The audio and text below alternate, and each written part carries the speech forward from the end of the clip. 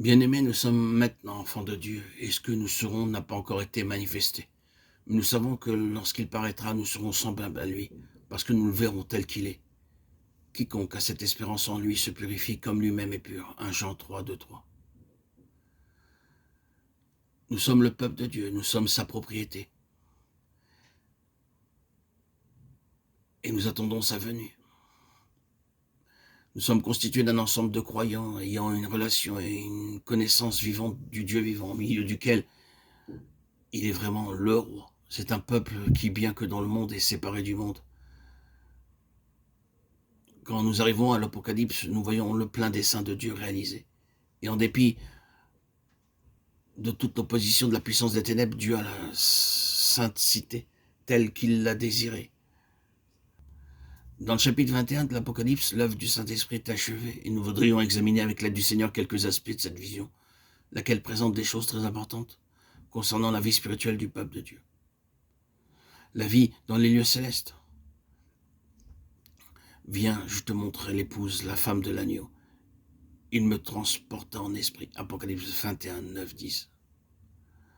Pour voir l'épouse, Jean dut être transporté en esprit, c'est-à-dire élevé. Ceci nous parle de la vie dans l'esprit, comme étant une vie ascensionnelle, de croissance, et comme étant le contraire de la stagnation spirituelle.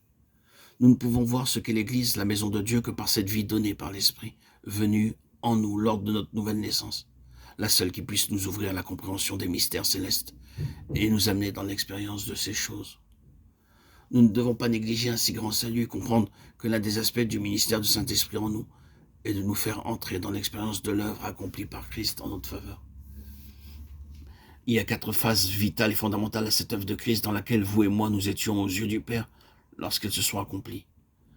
La première est sa mort, notre union avec Christ dans sa mort, Romains 6, 1 à 13. C'est en sa mort que nous avons été baptisés, immergés aux yeux de Dieu. Vous et moi, nous sommes morts ce jour-là. La mort de Christ sur la croix est la fin d'une race déchue, puisant ses ressources dans l'âme qui a péché.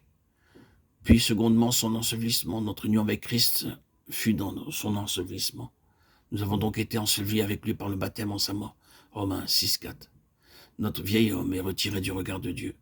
Sa résurrection, notre union avec Christ dans sa résurrection, comme Christ est ressuscité des morts par la gloire du Père, de même, nous avons donc été ensevelis avec lui par le baptême en sa mort, Romains 6, 4. Notre vieil homme est retiré du regard de Dieu.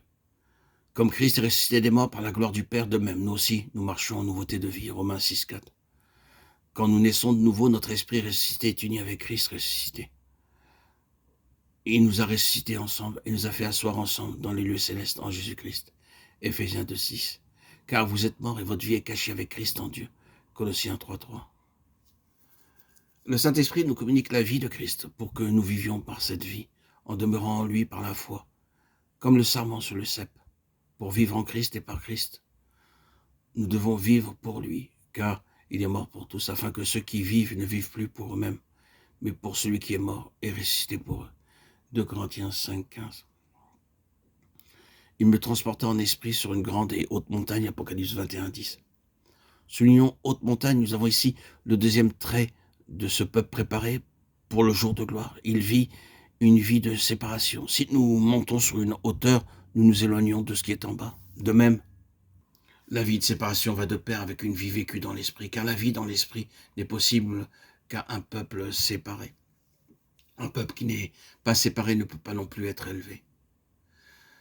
Le Saint-Esprit veut rendre notre esprit vivant pour Dieu et pour les choses divines, mais la condition est que du fond de notre cœur, nous quittions ce monde pour suivre le Seigneur par une offrande sans réserve à lui, désirant être son entière possession pour sa seule joie.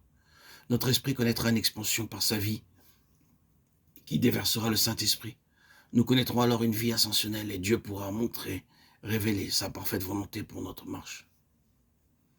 Ce n'est pas une question d'âge.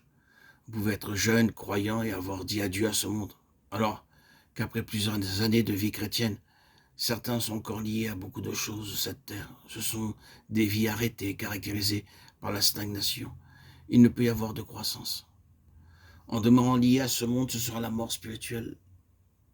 La mort s'enregistre dans l'homme intérieur. Notre esprit n'est pas vivant au Seigneur et aux choses de l'Esprit de Dieu. Nous sommes donc exhortés à nous séparer du monde, une séparation du cœur, pour une vie vécue dans l'esprit par l'esprit. N'aimez pas le monde ni les choses qui sont dans le monde. 1 Jean 2,15.